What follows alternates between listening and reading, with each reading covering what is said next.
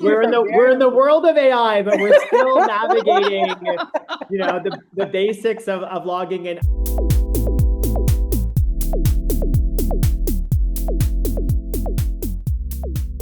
There we go. Hello. We made it. We made it. And so, the odd meeting you're in person and you're like, the projector's still not working, and it's, we're in the future, but it's still the same problem. Yeah. And there's a new tool now where you can like automatically connect to a Zoom call, and I'm like, oh wow, technology. We're in the future, but we still tackle the same problems we've always tackled. Yeah. Guys, AI is not taking our job. No, it really isn't. We still have value we can deliver, thank goodness. Yeah. Thank you for bearing with us. Of course. But welcome. So welcome to everyone who watched us go through that whole ordeal. Before we begin, I want to really start by saying thank you again to everyone who's attending, right? Like, this isn't a passive audience, it's a room of practitioners. So you've built, tested, broken, rebuilt, just as we did now, the kinds of systems and strategies that we're going to talk about today. So my hope is that you feel like you're watching a conversation that you're a part of. And I'll say personally for me, being in conversation with Jonathan is such a special thing.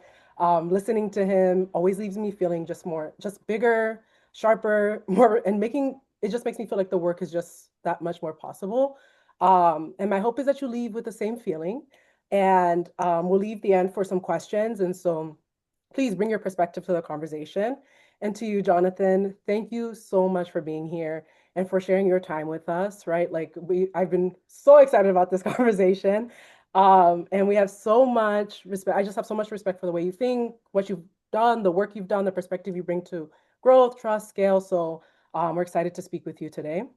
Amazing. Well, that's a tough lead up to get into. I don't know. Level set everybody's expectations here. Drop it down a notch. Maybe they'll enjoy the conversation. Guys, and we brought our coffee. We're here, locked in. We got it. We got it. I got the prompt. Oh, see? Okay. Look, espresso. We're ready to go. But before we begin, I want to share with everyone your experience and the perspective that you bring, Jonathan, to this conversation.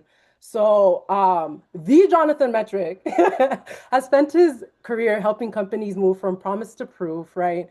Thinking deeply about what makes markets actually believe, not just what makes a company grow.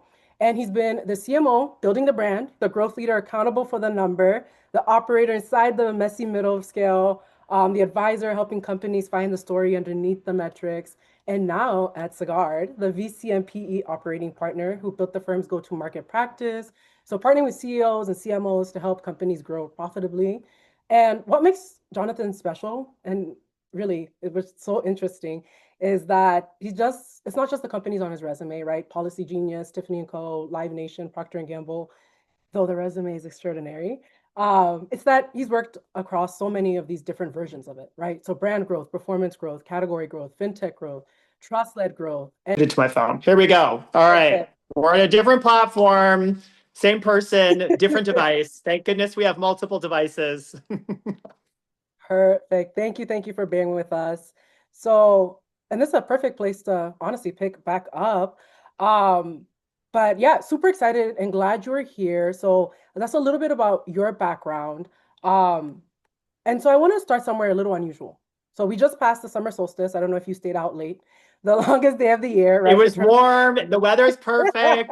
It's light late. It's a great time of year. Yes, great time of year. And it's also the oldest cue we have to stop and look back.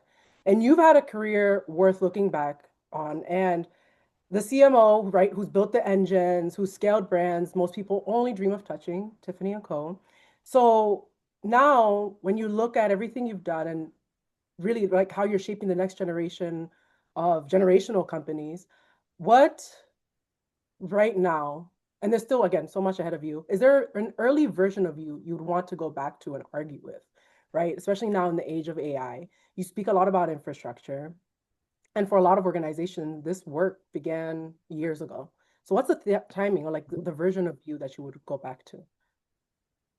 Yeah, I mean, I think, one thing that I've always found really helpful, I started my career I think, kind of the core internet era, working at Procter & Gamble, where a lot of the marketing was above the line, TV, print, radio. You had a lot of work around consumer insights, consumer research, positioning, messaging. And some of that foundational marketing expertise has never changed. The importance of understanding your consumer, understanding an unmet need for theirs. How are you better solving their problem with your product? I think regardless of the technology, innovation that we face, be it the internet, be it mobile, be it AI, those foundations stay the same. So I think, one area I would, go back to and, refresh my knowledge on, but it was so great that I learned was the foundations of marketing, kind of working in brand management at Procter and Gamble, and some of these other kind of CPG firms that I think a lot of in the more modern digital kind of landscape, tech landscape, we kind of lose sight of sometimes. So I think despite how much marketing changes because of technology, the best practices and the foundations are evergreen. That's really, really good. And that makes me think about like just the point you're at in your career right now, right? What's a story you want to tell? I think a lot of people will ask you for your opinion and your perspective as someone who's seen it from every side. But there's usually a topic or conversation, right, that you could talk about all day, right? And what would that be right now? I think a couple things. I think you definitely need just kind of an underlying data foundation in anything you're doing.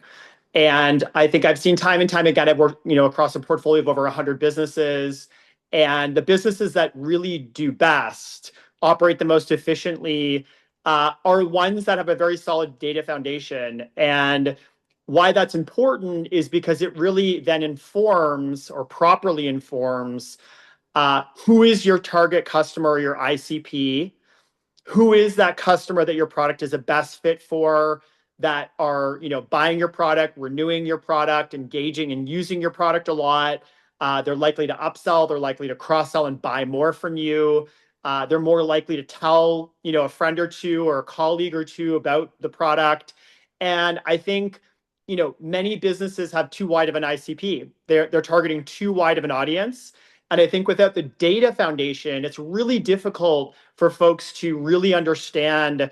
Marketers, we don't have unlimited budget. We always have limited time and resources.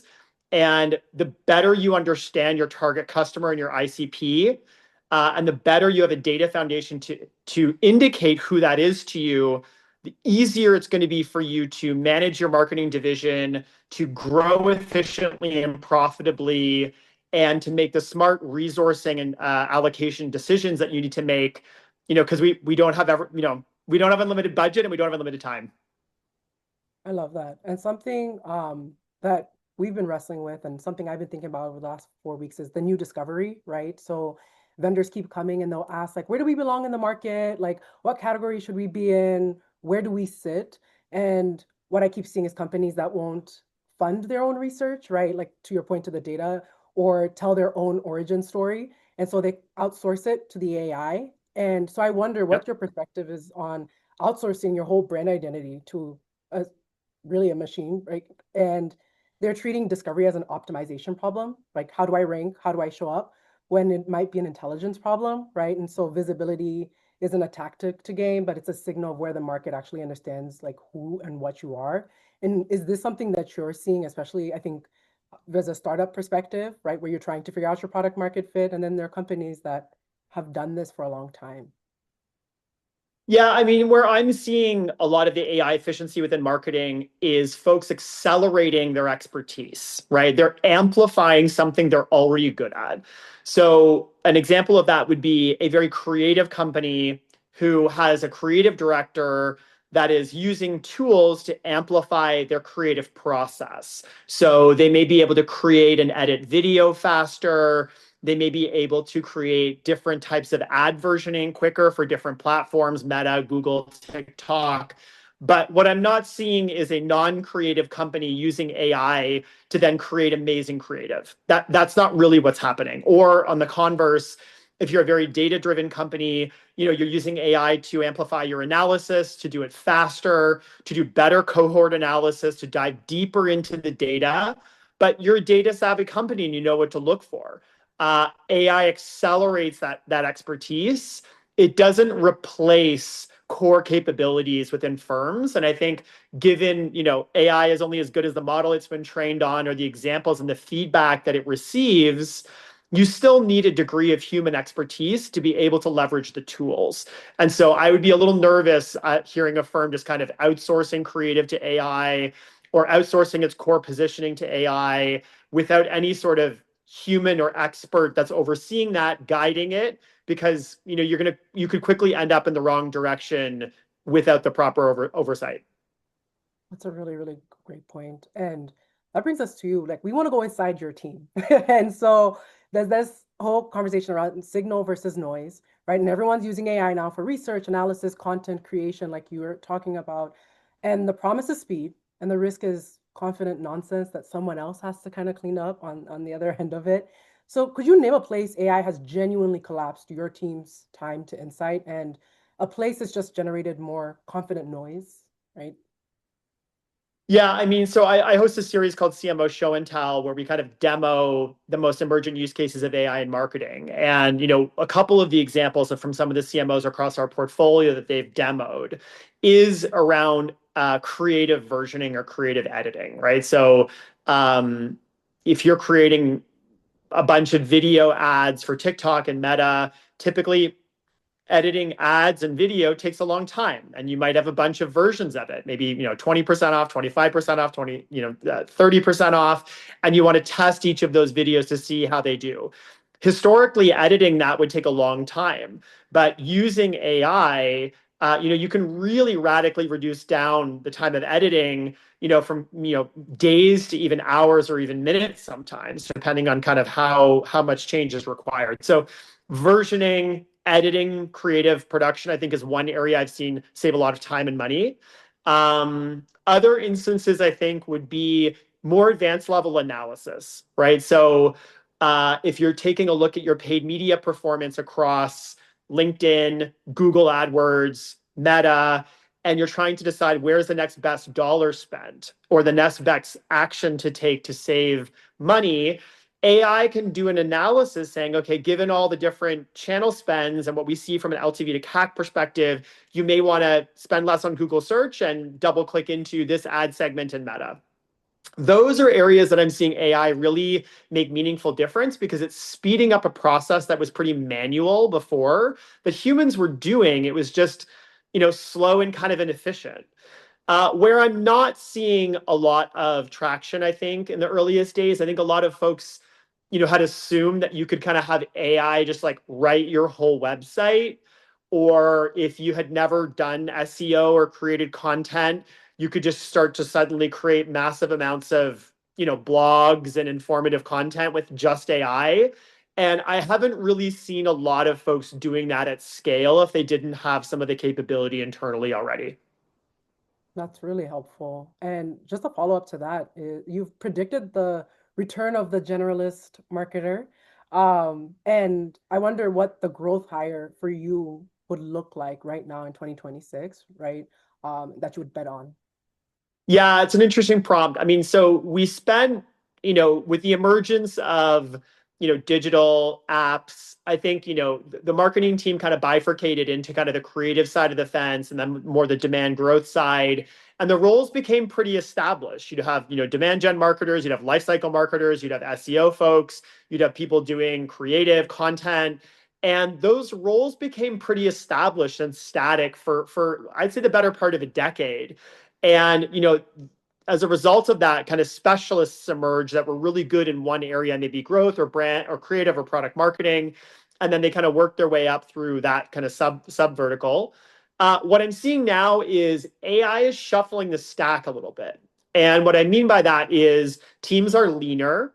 They are using AI tools cross-functionally. So there's AI now allows folks to maybe, take creative, use some analysis and iterate around that. And one individual can kind of do this full stack of work as opposed to maybe three separate individuals before with a graphic designer, a copywriter, and maybe an analyst.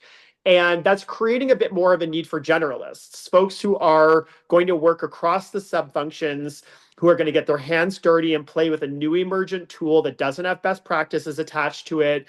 And that's creating a little bit more opening for people who are kind of able to flex between the different roles of marketing, the different sub functions of marketing. And I see that playing out for another couple of years until this landscape gets a little bit more established and steady state, like what we had, 5, 10 years ago, following the emergence of kind of performance and growth marketing. Wow. Yeah. Wow. So a distinction that I hold strongly following from that is right, and then I want to test against you, is I don't think growth and scale are the same thing, right? And I just the attitude behind it are very different. So growth, I think, is experimental, it's hungry, it's a little bit scrappy, right? You're searching for what works. And scale to me is the discipline and repetition, right? And the innovation. You're trying to merge, run the business metrics with genuinely new ways to push the business forward. And you see them at different stages of, I think, an organization. And you've published research on how a marketing org changes shapes, right? Stage by stage. So if you were building a team today, do you want them to think more like through a growth lens or really through a scale mindset? And can the same person really hold both when you're hiring for one, or would you want someone who can understand, really hold both frames, I think, at the same time? Yeah, I mean, I think I love there's a couple pieces in that question. I love the distinction between growth and scale, right? And I think, not all growth is created equal. And we learned this following the growth at all costs era, right? And so not all leads are created equal, not all revenue is created equal, not all customers are created equal. And what I mean by that is there's different quality of customers and different quality of revenue. And we're much more interested in the investment space and, backing companies who are smartly growing and who are growing with customers that are the right ICP. And what I mean by that is they're customers who love the product, they'll pay money for it, they'll use it a lot, when given the opportunity, they will rebuy the product. They will potentially buy more of the product if you offer, upsell, cross-sell, these sort of things. And they'll tell a friend or two about that. There's a bit of a positive word of mouth. What are not great customers and not great revenue is people who are buying on discount, people who may have bought something but didn't really understand it that much, didn't use it a ton, and then at the first opportunity, they churned. And I think we are very focused in on making sure that our businesses are growing smartly and profitably in the former way, as opposed to solving for volume and solving for just a top line revenue metric when, if something happens, the economy turns, the music stops, suddenly those customers will go away very quickly. And you can spend a lot of money building a quote unquote growth engine with the wrong audience. I love that you said that. And that's really big, right? Finding the right operator for the right problem at hand. Do you use that context when you're doing your own like due diligence? I know that there's the standard for how it's done, but then there's this perspective that you bring from seeing companies at every stage, right? Or do you look for more AI native signals, right? That maybe didn't exist 2 years ago that help you understand that? Because I think product market fit maybe also looks really different today than it did before. And you have more companies who understand what they do well, but not necessarily who wants to use it. So have you added an additional frame in that context? Yeah, I mean, I think one of the key things that we've learned, I've worked in venture now for over 6 years and worked on various size businesses, stage specific experience matters. And what I mean by that is the jobs to be done for a business that's 20 million in revenue versus 100 million in revenue versus 2 million in revenue are very different. And as a result of that, you need different people often to run the growth function, the marketing function, the commercial function, just because the context is so different. The budget's different, the team size is different, how quote unquote perfect things need to be look very different if you're Procter and Gamble versus you're a $2 million startup.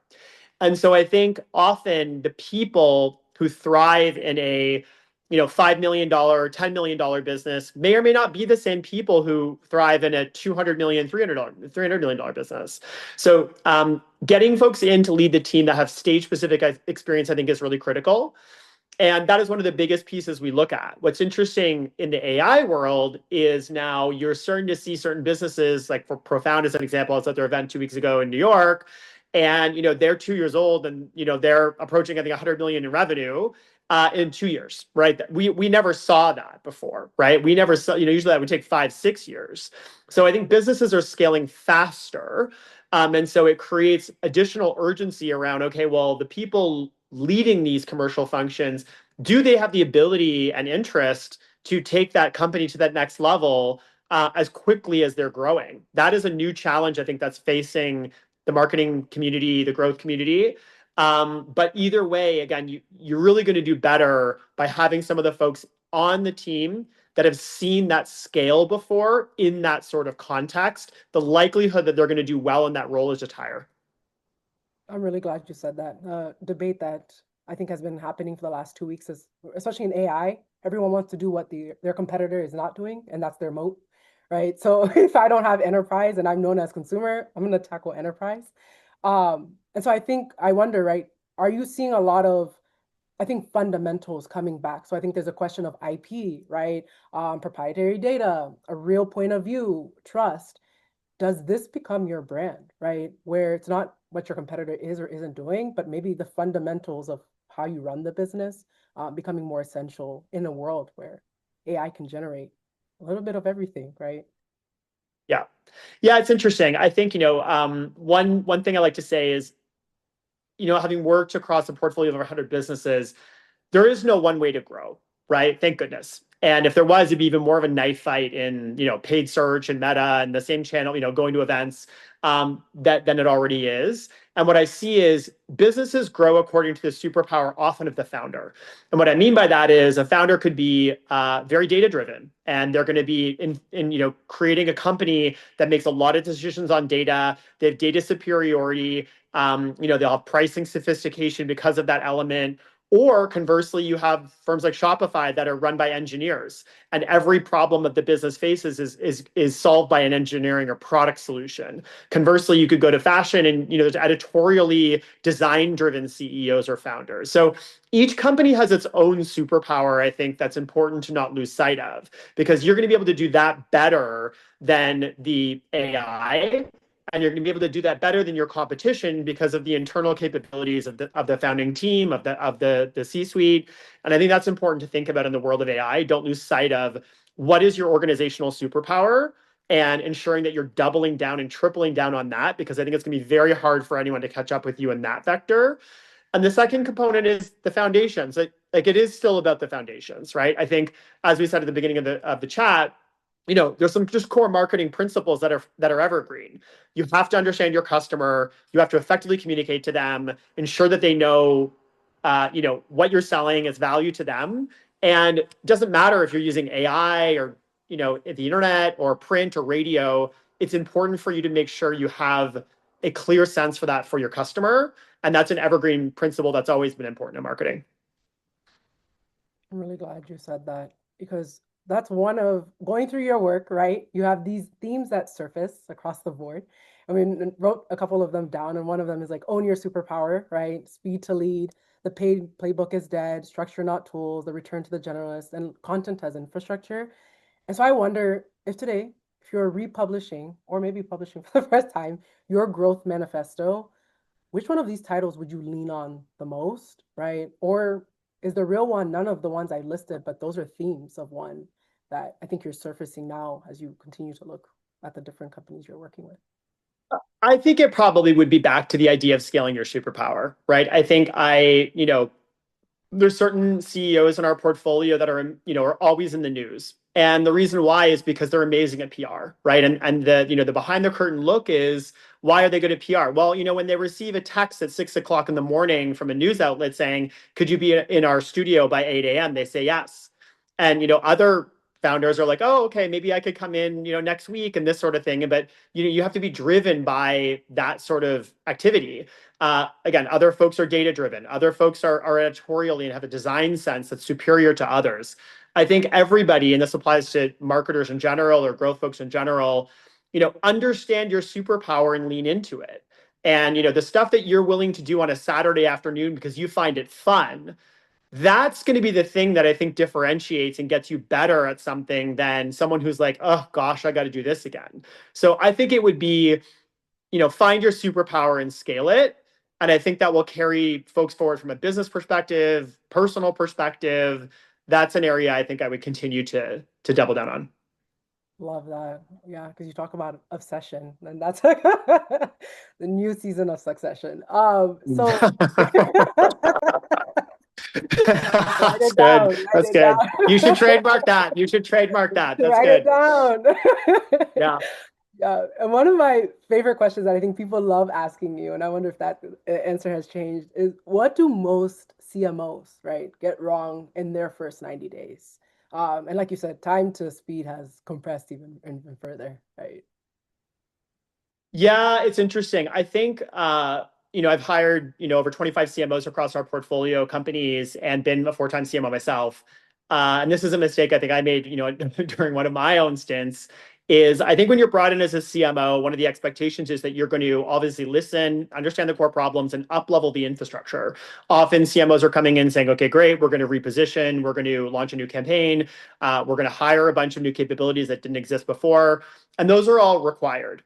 The challenge is the second you start, you are immediately responsible for the KPI. You have to take a look at this month's targets, next month's targets, in addition to doing the medium term work that you were brought in to solve for. And I think if you take your eye off of the immediate term targets, you're going to run into trouble because people will be excited that you're building for the future. But if you're not delivering on today, you don't build the credibility. So, the analogy folks often say is, you're flying, you're building a Boeing while flying a twin prop. You got to keep it in the air while you're up leveling the airplane. And I think that's a really important piece. The other piece I would say for new CMOs perspective is a lot of the best work you're going to do is actually going to come from partnering with your cross-functionals. And what I mean by that is working in tandem with sales, with product, with finance to unlock multi-divisional, creativity and roadblocks versus just focusing on marketing.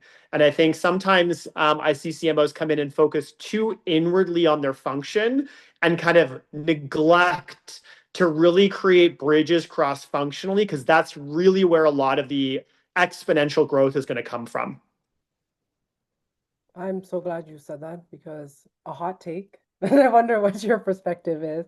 I think you've been writing the playbook for AEO for a while, right? One of the most important things I think you said that I think might be an answer is structure, not tools, right? Mhm. And there's a lot of focus on AEO and having people responsible, like SEO, for that entire function rather than embedded into every part of the organization.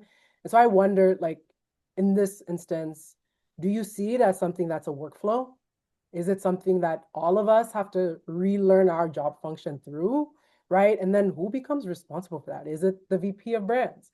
Is it the CMO? Is it the growth leaders in your organization that are focused on Yeah. sales, right? Yeah, I mean, AI search is changing. AI search, AEO, GEO, is shifting how certain consumers are discovering information, right? And this is very analogous to when SEO, search engine optimization, started to come up, 15 years ago, when instead of going to stores, people might have started looking at Google to figure out where, what kind of shoe they should buy. And so I think this is a transformational change. I don't think this is temporary. I take a look at my nieces who, don't use Google anymore. They use ChatGPT for their first point of, search and discovery. And I think more and more consumers will start to do that. So I think it is an important piece that people need to start investing in. Where I see a lot of teams tackling this now is if you have an existing content team, you have an existing SEO team, expanding their remit, I think, is one linear way to do it. Other ways could be tapping an agency if you have no internal capability. Okay, maybe we bring in an agency that has some expertise to start, up the learning curve a little bit for us. But I do think, AEO is wider than SEO, right? It draws in things like Reddit responses, listicles. If you're kind of rated as a top 10, it can read YouTube videos and podcasts. So I do think it's forcing organizations to look broader than if they were just tackling SEO. But it's very early days, right? I think the playbook isn't established, but the good news about starting to lean into something when it's early is I think there's arbitrage. And I think there's opportunity for the businesses that are, testing in this area to make an impact. And maybe they can leapfrog an incumbent by, having a smart Reddit strategy or creating content that they know LLMs will pick up on. And when customers are searching them on ChatGPT, maybe they show up before, the established incumbent.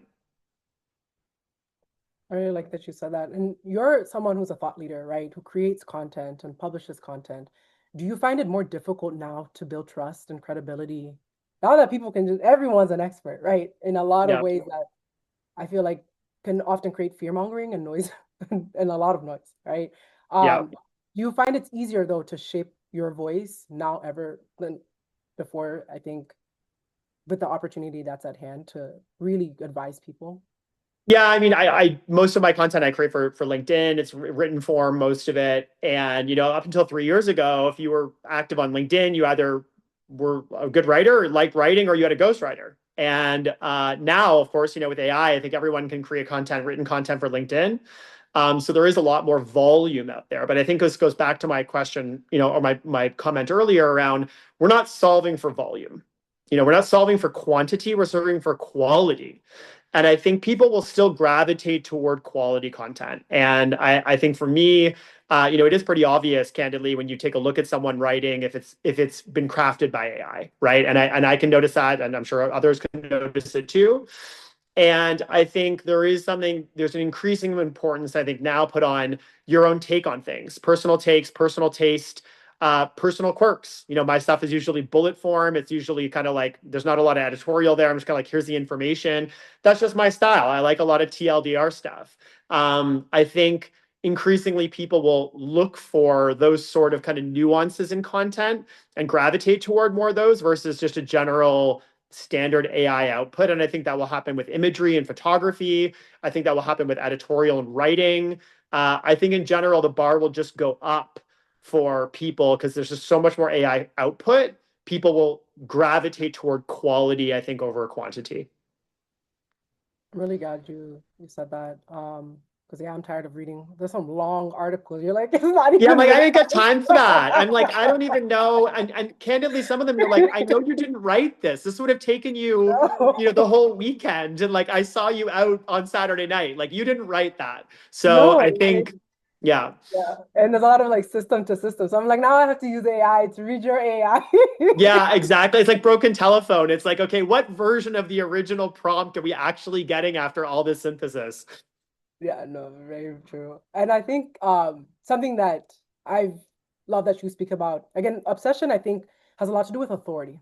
And I think that we're in a time where a lot of people are either afraid or are doing things the way things have been done. But I wonder, in your opinion, right, is trust built faster by what a company says or what it refuses to do? Because I think there are a lot of yeses now more than ever before. Yeah, I mean, I think at the end of the day, it's about execution, right? And I think, talk is cheap. And, one of the things that I think is really interesting in the venture space is, I sometimes meet founders who are very close guarded about their ideas. And, they're saying, oh, I'm building this new thing in stealth and I don't really want to tell anybody. But the reality is, you want to tell as many people as possible because discussing it is actually not hard. What's hard is doing it and doing it over and over again and doing it well. That is actually where differentiation comes in. And I think trust is garnered by folks who have done something very well over and over and over again. And I think in the age of AI, when you can do something very quickly, the bar for trust, the bar for quality has just gone up. And I think people are expecting excellence immediately. I think they're expecting excellence every time. And there's an urgency economy. TikTok has taught us to be very TLDR focused. Like, you don't have 3 minutes of my attention. Tell me immediately what you're talking about, and if I'm interested, I'll stay, and if not, I'll swipe. So I think the bar has moved. But I think there is to garner trust, it's deliver excellence often. We have to get that on a t-shirt. Get that on a t-shirt. And We've yeah, got a I bunch love of, we're trademarking a I bunch of know. phrases here. I think we're We need gonna, to write it yeah, down. yeah.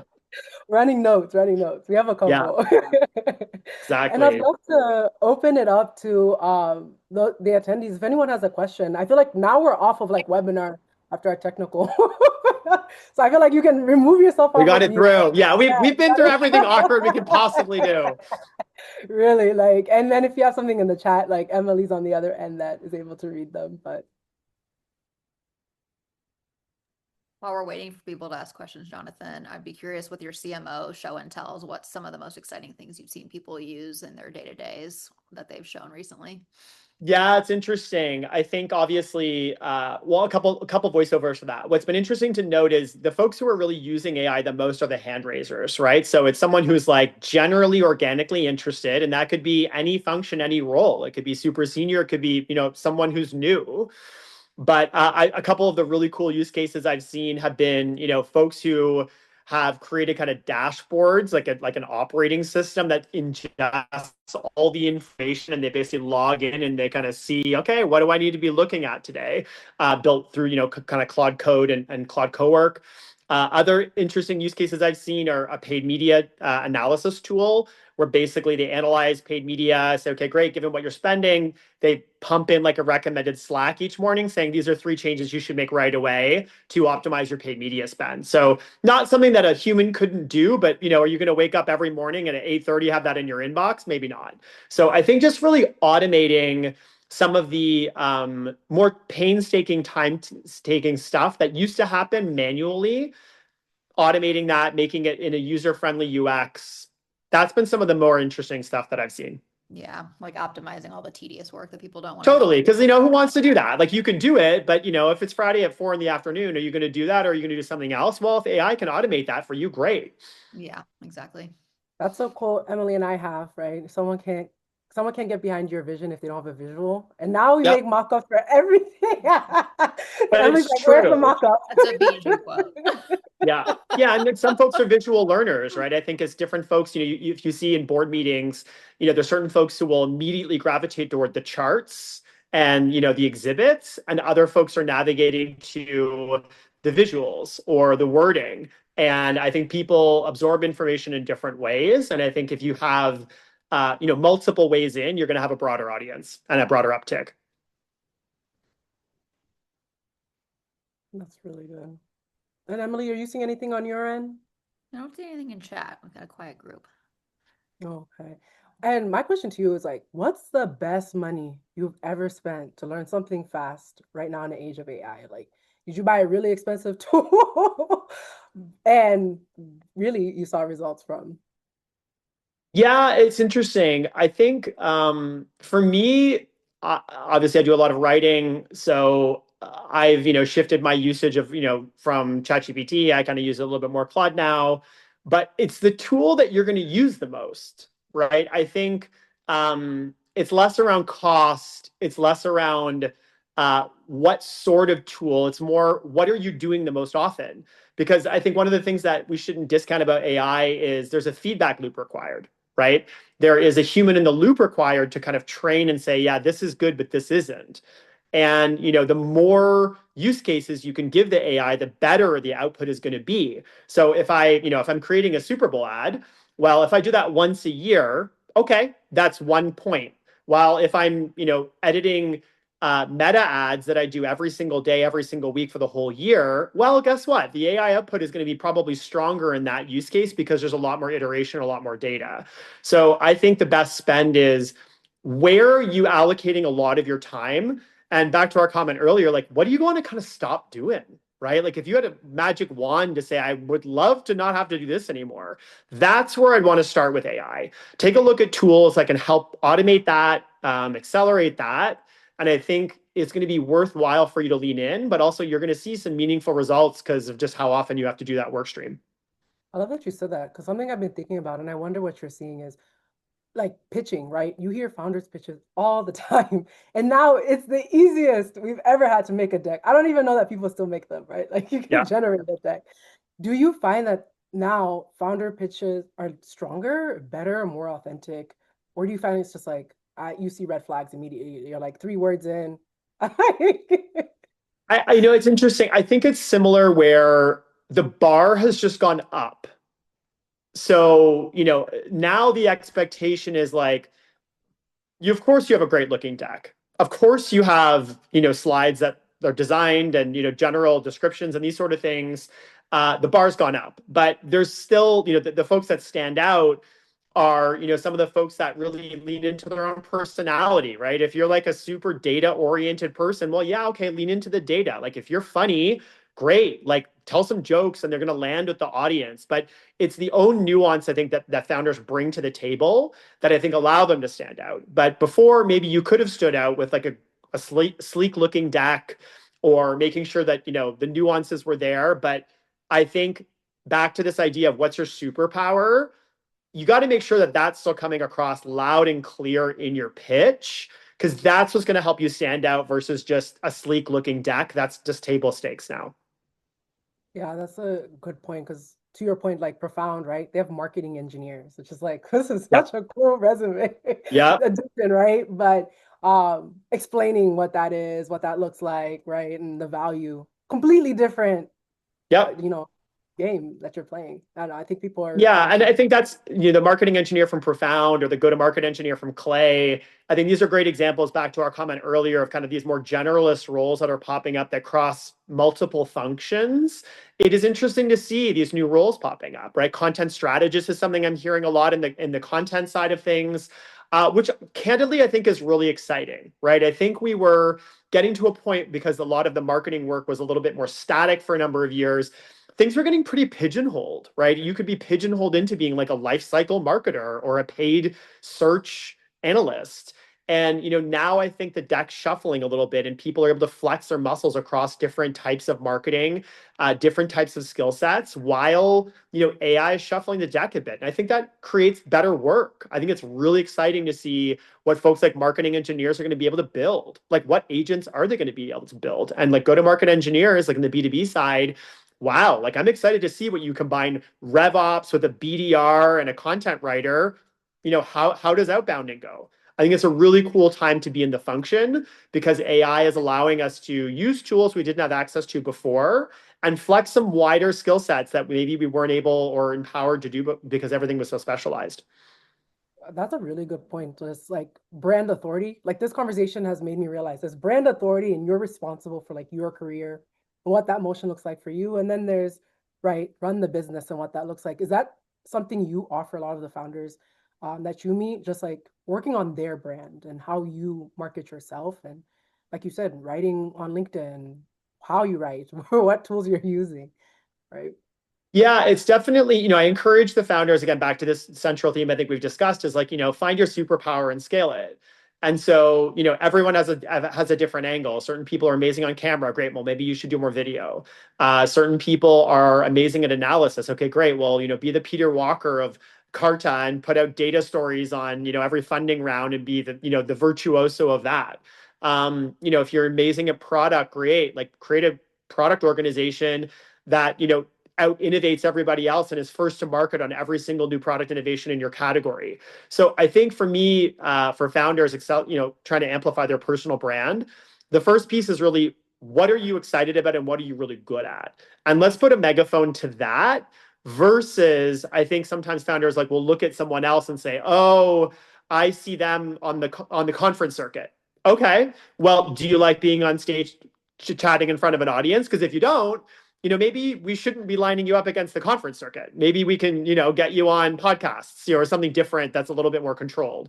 So back to this idea of find your superpower and lean into that because people can't compete with you on your superpower if you're doing it over and over again. That is such good advice. No noise, right? And really straightforward. I love that. Love that. I would love to do a rapid fire, right? As we kind of close off if nobody has questions. And some of them kind of quirky. So I'm here for it. I'm here for it. Let's do it. Uh-oh. I'm both yeah. excited and somewhat It's nervous such about what these rapid fires will be. perfect. So what's one word for the state of growth in 2026? See, Jonathan, rapid. This is not No, okay, sorry. Okay, the words that came to mind are so one is okay. Curiosity is one. I keep hearing that a lot, just because yeah. you need to be curious. Things are changing. There's no playbook. You got to lean in and try it. So keep curious. Mhm. Curiosity and curiosity is my word. Perfect. So every operator has two drinks, right? The one that you finally close out and you're like, it's a good day, and the other one you reach for when there's a fire. What are your two? For fire is definitely an espresso. I'm like, okay, amp me up. I Oh, need a little bit more coffee. For a good day, I mean, we just talked about how the weather is amazing and it's June. Is it rosé? Probably. I mean, like, a nice glass of oh, rosé to celebrate a good day passing, I think would be my choice. Yeah. I love that. Rosé's like that's a interesting choice. That's not Yeah. common. Not common. No, well, I mean, it's June. If you'd asked me this maybe in like December, I don't know if I would have said the same thing, but the sun's out and rosé's on my mind. Perfect. What's a brand quietly winning that nobody's talking about and you feel we should talk more about? Brand that's quietly winning that we're not talking enough You about. know, there's a lot of noise. I'm like, it's hard to find what's going Yeah, it's interesting. I think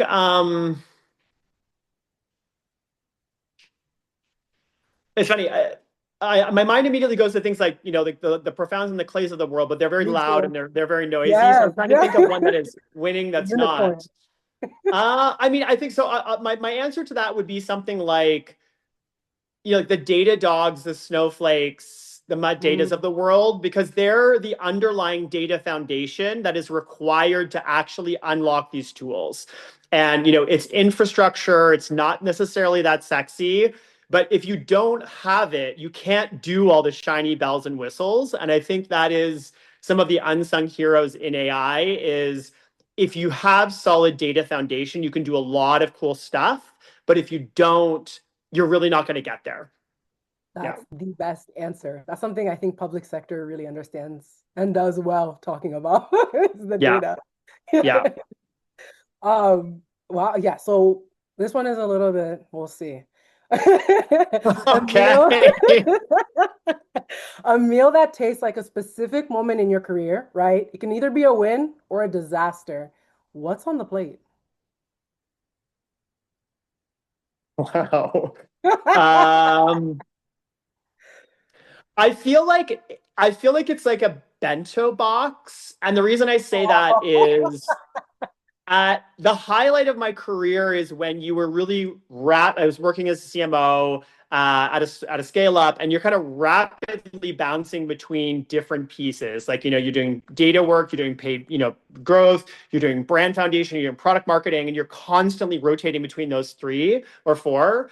And I think you need a flavoring of each of those to really move quickly. You're not going super deep into one. It's not just a big steak. You have lots of little different pieces you're kind of rotating between. So I think it's, yeah, bento boxing. And I think that's exciting for folks who have a growth mindset that, kind of don't want to get bored, want to keep trying new things and testing and iterating. Yeah, bento I box. love that answer. It's such a New Yorker answer. You picked the most like on the go. Yeah, I'm like, it's got to be quick and like kind of healthy. And yes, true. Love it. But something I'd like to do before we close is start a new tradition with you, where every guest kind of leaves two things, right? One signal they're watching, and one question they think we should all be asking, and something we will open with either our next guest, but also love to open up to our Slack channel internally, and see what other people are thinking too. So, what's one question you think we should carry forward in this next conversation? And as we explore AI, and then one signal you're watching. So I'll start with the signal. The signal that I'm watching is, the ROI on AI, right? And so I think there is no disputing that AI is adding value, but to what degree and how much should we be paying for it, and or how much time should we be spending with it? I am seeing, and what we care about is P&L impact. So we want profit, we want cost savings or revenue generation. What are the use cases that are meaningfully moving the P&L forward from an AI perspective, especially marketing? So that's one thing I'm watching for signal versus noise. And I think the more into it we get, the more information we'll have. The question I think I would be curious to leave forward with these conversations as you embark on them is, what are the evergreen marketing principles that have not changed at all? Right. I'm in the middle of reading Ogilvy on Advertising, which is, by David Ogilvy, published in 1980s. And, he's breaking down how do you make a print ad and like what are some of the best pieces of TV spots. And what's fascinating is like the core essence of what he says is still the same, right? It's And that's insights that he garnered from the 60s and the 70s. So I'd be curious for future guests, what hasn't changed? What is still essential that an evergreen marketing principle that folks should never forget? Because obviously the technology shifts, but the basics and the foundations don't. So what is an evergreen principle, I think, that has stayed the test of time? Thank you for sharing what you're reading. I was going to ask you, but I feel like everyone is like podcast, audio. But it's so good to hear that you're reading something that I think we could all pick up, right? And learn something from. So thank you for that. And thank you again for being here with us, for sharing your time, your perspective, and just your experience with us, right? This was fun, right? This was Really awesome. grateful. Yeah, it was good. We need to do more of these, right? I'm up for it. This was a Yes. fun conversation. You're a good host, so it's good to have like a I conversation was so with nervous. you. I was in Tulum like, oh my gosh.